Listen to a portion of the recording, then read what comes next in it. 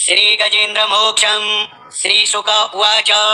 एवं व्यवसितो बुद्ध्या समाधाय मनोहृदि जजाप परमं जाप्यं प्राक्जन्मन्यनुशिक्षितम्। गजेन्द्र उवाच ॐ नमो भगवते तस्मै यत एतच्चिदात्मकं पुरुषायादि बीजाय परेशायाभिधीमहि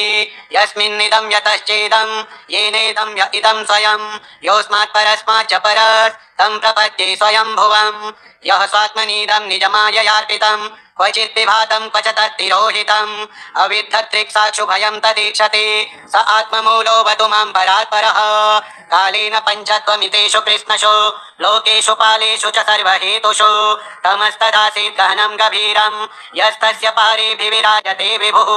न यस्य देवा ऋषयः पदं विदुर्जन्तुः पुनः कोर्हति गन्तुमीरितुं यथा नटस्याकृतिभिर्विचेष्टतो दुरत्ययानुक्रमणः समावतु। दिदृक्षवो यस्य पदं सुमङ्गलं विमुक्तसङ्गामुनयः सुसाधवः चरन्त्यलोकप्रथमप्रणम्बरे भूतात्मभूता सुहृदः समे गतिः। न विद्यते यस्य न जन्म कर्म वा न नामरूपे गुणदोष एव वा तथापि लोकाप्ययसम्भवायः स्वमायया तान्यनुकालमृच्छति। तस्मै नमः परेशाय ब्रह्मणेऽनन्तशक्तये अरूपायोरुरूपाय नम आश्चर्यकर्मणे नम आत्मप्रदीपाय साक्षिणे परमात्मने नमो गिरां विदुराय मनसश्चेतसामपि सत्त्वेन प्रतिलभ्याय नैष्कर्म्येण विपश्चिता नमः कैवल्यनाथाय निर्वाणसुखसंविदे नमः शान्ताय घोराय मूढाय गुणधर्मिणे निर्विशेषाय साम्याय नमो ज्ञानघनाय च क्षेत्रज्ञाय नमस्तुभ्यं सर्वाध्यक्षाय साक्षिणे पुरुषायात्ममूलाय मूलप्रकृतये नमः सर्वेन्द्रियगुणद्रष्टे सर्वप्रत्ययहेतवे असताच्छाय योक्ताय सदाभासाय ते नमः। नमो नमस्तेऽखिलकारणाय निष्कारणायाद्भुतकारणाय सर्वागमाम्नाय महार्णवाय नमोपवर्गाय परायणाय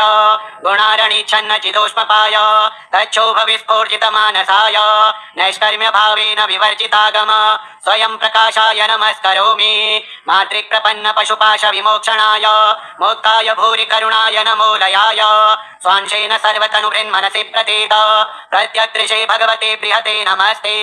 आत्मात्मजाप्तगृहवित्तजनेषु सक्तिर्दुष्प्रापणाय गुणसङ्गविवर्जिताय मोक्तात्मभिस्वहृदये परिभाविताय ज्ञानात्मने भगवते नम ईश्वराय यं धर्मकामार्थविमुक्तिकाम भजन्त इष्टां गतिमाप्नुवन्ति किं त्वाशिशोराद्यपि देहमव्ययं करोतु मे तभ्रदयो विमोक्षणम्। एकान्तिनो यस्य न कञ्चनार्थ वाञ्छन्ति ये वै भगवत्प्रपन्नाः अत्यद्भुतं तच्चरितं सुमङ्गलं गायन्त आनन्दसमुद्रमग्नाः तमक्षरं ब्रह्म परं परेशम् अव्यक्तमाध्यात्मिकयोगगम्यम् अतीन्द्रियं सूक्ष्ममिवातिदूरम् अनन्तमाद्यं परिपूर्णमीडे यस्य ब्रह्मादयो देवा वेदालोकाश्चराचराः नामरूपविभेदेन फलज्ञा च कलया कृताः यथार्चिषोऽग्नेः सवितुर्गभस्तयो निर्यान्ति संयान्ति सकृत्स्वरोचिषः तथा यतोऽयं गुणसम्प्रवाहो बुद्धिर्मनः कानि शरीरसर्गाः स वै न देवासुरमर्त्यतिर्यं न स्त्री न षड्ढो न पुमान् न जन्तुः नायं गुणः कर्म न सन्न चासन् निषेधशेषो जयतादशेषः जिजीविषेणाहमिहामुया किम् अन्तर्बहिश्चावृतये भयोन्या इच्छामि कालेन न यस्य विप्लवस् तस्यात्मलोकावरणस्य मोक्षम् सोऽहं विश्वसृजं विश्वम् अविश्वं विश्ववेदसं विश्वात्मानमजं ब्रह्म प्रणतोऽस्मि परं पदम् योगरन्धितकर्माणो हृदि योगविभाविते योगिनो यं प्रपश्यन्ति योगेशं तं नतोऽस्म्यहम्। नमो नमस्तुभ्यमसह्य वेग शक्तित्रयायाखिलधिगुणाय प्रपन्नपालाय दुरन्तशक्तये तदिन्द्रियाणामनवाप्यवर्त्मने नायं वेद स्वमात्मानं यच्छत्याहं धियाहतं तं दुरत्ययमाहात्म्यं भगवन्तमितोऽस्म्यहम्। श्रीशुक उवाच एवं गजेन्द्रमुपवर्णित निर्विशेषं ब्रह्मादयो विविधलिङ्गभिदाभिमानाः नैते यदोपसत्रिपुरनिखिलात्मकत्वात् तत्राखिलामरमयो हरिराविरासीत् तं तत्त्वदार्थमुपलभ्य जगन्निवासः स्तोत्रं निशम्य दिविजः सह संस्तुवद्भिः छन्दोमयेन करुणेन समुह्यमानस् चक्रायुधोऽभ्यगमदाशु यतो गजेन्द्रः सोऽन्तः सरस्युरुबलेन गृहीत आर्तो दृष्ट्वा गरुत्मति हरिं कौपात चक्रम् उच्छिप्य साम्बुजकरं गिरमाह कृच्छ्रान् नारायणाखिल गुरो भगवन् नमस्ते तं वीक्ष पीडितमजः सहसावतीर्य सग्राहमाशु सरसः कृपयोज्जहार ग्राहाद्विपाटितमुखादरिणा गजेन्द्रं सम्पश्यतां हरिरमोमुचदुस्त्रियाणाम् श्रीगजेन्द्रमोक्षं श्रीशुक उवाच एवं व्यवसितो बुद्ध्या समाधाय मनोहृदि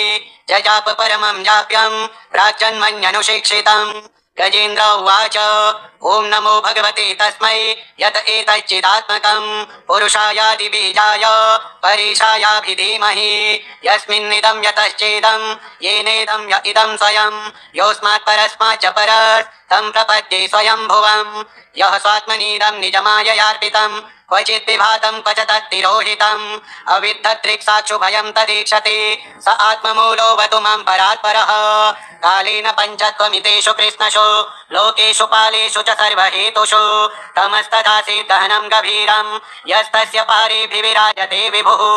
न यस्य देवा ऋषयः पदं विदुर्जन्तुः पुनः कोर्हति गन्तुमीरितुं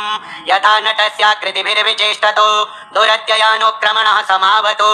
दिदृक्षवो यस्य पदं सुमङ्गलं विमुक्तसङ्गामुनयः सुसाधवः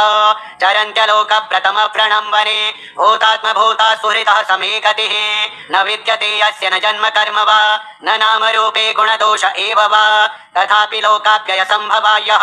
स्वमायया तान्यनुकालमृच्छति तस्मै नमः परेशाय ब्रह्मणेऽनन्तशक्तये अरूपायोरुरूपाय नम आश्चर्यकर्मणे नम आत्मप्रदीपाय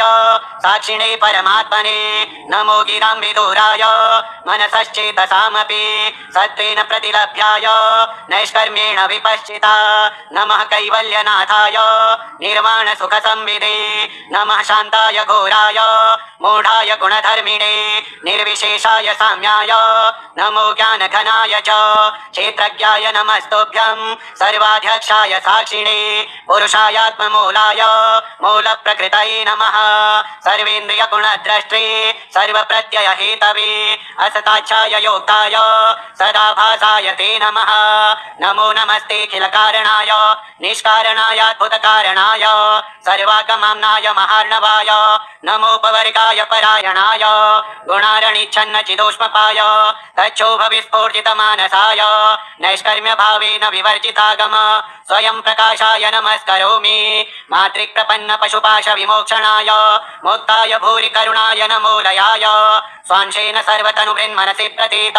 प्रत्यग्दृशे भगवते बृहते नमस्ते आत्मात्मजातगृहवित्तजनेषु सक्तैर्दुष्प्रापणाय गुणसङ्गविवर्जिताय मुक्तात्मभिस्वहृदये परिभाविताय ज्ञानात्मने भगवते नम ईश्वराय यं धर्मकामार्थविमुक्तिकाम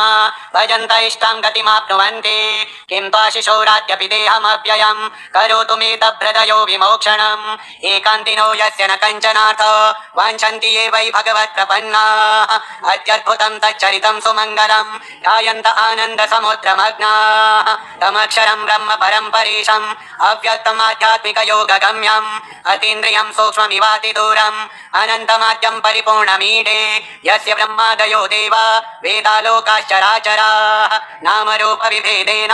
फलज्ञा च कलया कृताः यथार्चिषोऽग्नेः सवितुर्गभस्तयो निर्यान्ति संयान्ति सकृत्स्वरोचिषः तथा यतोऽयं गुणसम्प्रवाहो बुद्धिर्मनः कानि शरीरसर्गाः स वै न देवासुरमर्त्यतिर्यं न स्त्री न सण्ठो न पुमान् न जन्तुः नायं गुणः कर्म न सन्न चासन् निषेधशेषो जयतादशेषः जिजीविषेणाहमिहामुया किम् अन्तर्बहिश्चावृतये भयोन्या इच्छामि कालेन न यस्य विप्लवस् तस्यात्मलोकावरणस्य मोक्षम् सोऽहं विश्वसृजं विश्वम् अविश्वं विश्ववेदसं विश्वात्मानमजं ब्रह्म प्रणतोऽस्मि परं पदम् योगरन्धितकर्माणो हृदि योगविभाविते योगिनो यं प्रपश्यन्ति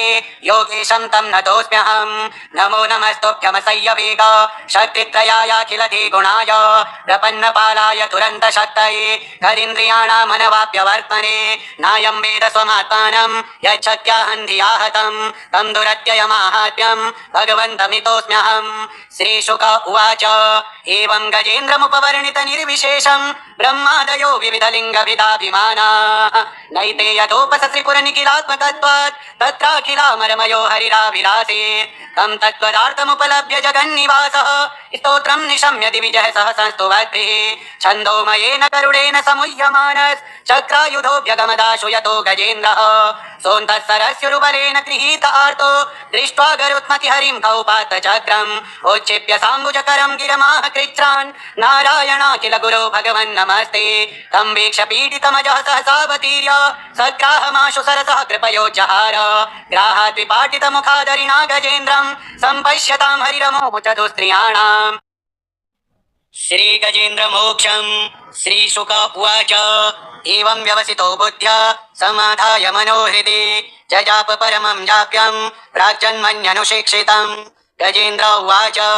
ॐ नमो भगवते तस्मै यत एतच्चिदात्मकं पुरुषायादिबीजाय परेशायाभिधीमहि यस्मिन्निदं यतश्चेदं येनेदं य इदं स्वयं योऽस्मात् परस्माच्च परस् तं प्रपद्ये स्वयंभुवम् यः स्वात्मनीदं निजमाययार्पितं क्वचित् विभातं क्व च तत्तिरोहितम् अविद्धदृक्साक्षुभयं तदीक्षते स आत्ममूलोऽवतु मां परात्परः कालेन पञ्चत्वमितेषु कृष्णषु लोकेषु पालेषु च सर्वहेतुषु तमस्तथासीत् गहनं गभीरं यस्तस्य पारेऽभिविराजते विभुः न यस्य देवा ऋषयः पदं विदुर्जन्तुः पुनः कोर्हति गन्तुमीरितुं यथा नटस्याकृतिभिर्विचेष्टतो दुरत्ययानुक्रमणः समावतु दिदृक्षवो यस्य पदं सुमङ्गलं विमुक्तसङ्गामुनयः सुसाधवः चरन्त्यलोकव्रतमप्रणम्बने भूतात्मभूता सुहृदः समे गतिः न विद्यते यस्य न जन्म कर्म वा न नामरूपे गुणदोष एव वा तथापि लोकाप्ययसम्भवायः स्वमायया तान्यनुकालमृच्छति तस्मै नमः परेशाय ब्रह्मणेऽनन्तशक्तये अरूपायोरुरूपाय नम आश्चर्यकर्मणे नम आत्मप्रदीपाय साक्षिणे परमात्मने नमो गिरां विदुराय मनसश्चेतसामपि सत्त्वेन प्रतिलभ्याय नैष्कर्म्येण विपश्चिता नमः कैवल्यनाथाय निर्वाणसुखसंविदे नमः शान्ताय घोराय मूढाय गुणधर्मिणे निर्विशेषाय साम्याय नमो ज्ञानघनाय च क्षेत्रज्ञाय नमस्तुभ्यं सर्वाध्यक्षाय साक्षिणे पुरुषायात्ममूलाय मूलप्रकृतये नमः सर्वेन्द्रियगुणद्रष्टे सर्वप्रत्ययहेतवे असताच्छाय योक्ताय सदाभासाय ते नमः नमो नमस्तेऽखिलकारणाय निष्कारणायाद्भुतकारणाय सर्वागमाम्नाय महार्णवाय नमोपवर्गाय परायणाय गुणारणिच्छन्नचिदोष्मपाय तच्छोभविस्फूर्जितमानसाय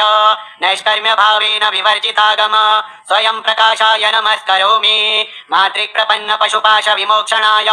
मुक्ताय भूरि करुणाय नमोदयाय स्वांशेन सर्वतनुभृन्मनसि प्रतीत प्रत्यकृशे भगवते बृहते नमस्ते आत्मात्मजातगृहवित्तजनेषु सक्तिर्दुष्प्रापणाय गुणसङ्गविवर्जिताय मुक्तात्मभिस्वहृदये परिभाविताय ज्ञानात्मने भगवते नम ईश्वराय यं धर्मकामार्थविमुक्तिकाम भजन्त इष्टां गतिमाप्नुवन्ति किं त्वाशिशोराद्यपि देहमव्ययं करोतु मे तप्रदयो विमोक्षणम् एकान्तिनो यस्य न कञ्चनार्थ वाञ्छन्ति ये वै भगवत्प्रपन्नाः अत्यद्भुतं तच्चरितं सुमङ्गलं गायन्त आनन्दसमुद्रमग्नाः तमक्षरं ब्रह्म परं परेशम् अव्यक्तमाध्यात्मिकयोगगम्यम् अतीन्द्रियं सूक्ष्ममिवातिदूरम् अनन्तमाद्यं परिपूर्णमीडे यस्य ब्रह्मादयो देवा वेदालोकाश्चराचराः नामरूपविभेदेन फलज्ञा च कलया कृताः यथार्चिषोऽग्नेः सवितुर्गभस्तयो निर्यान्ति संयान्ति सकृत्स्वरोचिषः तथा यतोऽयं गुणसम्प्रवाहो बुद्धिर्मनः कानि शरीरसर्गाः स वै न देवासुरमर्त्यतिर्यं न स्त्रीन सड्डो न पुमान्न जन्तुः नायं गुणः कर्म न सन्न चासन् निषेधशेषो जयतादशेषः जिजीविषेणाहमिहामुया किम् अन्तर्बहिश्चावृतये भयोन्या इच्छामि कालेन न यस्य विप्लवस् तस्यात्मलोकावरणस्य मोक्षम् सोऽहं विश्वसृजं विश्वम् अविश्वं विश्ववेदसं विश्वात्मानमजं ब्रह्म प्रणतोऽस्मि परं पदम् योगरन्धितकर्माणो हृदि योगविभाविते योगिनोऽयं प्रपश्यन्ति योगेशं तं नतोऽस्म्यहम् नमो नमस्तुभ्यमसह्य वेग शक्तित्रयायाखिलधिगुणाय प्रपन्न पालाय तुरन्तशक्तये तदिन्द्रियाणामनवाप्यवर्त्मने नायं वेद स्वमात्मानं यच्छत्याहं धियाहतं तं दुरत्ययमाहात्म्यं भगवन्तमितोऽस्म्यहम्। श्रीशुक उवाच एवं गजेन्द्रमुपवर्णित निर्विशेषं ब्रह्मादयो विविधलिङ्गभिदाभिमानाः नैते यदोपसत्रिपुरनिखिलात्मकत्वात् तत्राखिलामरमयो हरिराविरासीत् तं तत्त्वदार्थमुपलभ्य जगन्निवासः स्तोत्रं निशम्य दिविजः सह संस्तुवद्भिः छन्दोमयेन करुणेन समुह्यमानस् चक्रायुधोऽभ्यगमदाशु यतो गजेन्द्रः सोऽन्तः सरस्युरुबलेन गृहीत आर्तो दृष्ट्वा गरुत्मतिहरिं कौपात चक्रम् उच्छिप्य साम्बुजकरं गिरमाह कृच्छ्रान् नारायणाखिल गुरो भगवन् नमस्ते तं वीक्ष पीडितमजः सहसावतीर्य सग्राहमाशु सरसः कृपयोज्जहार ग्राहाद्विपाटितमुखादरिणा गजेन्द्रं सम्पश्यतां हरिरमोमुचतु स्त्रियाणाम्।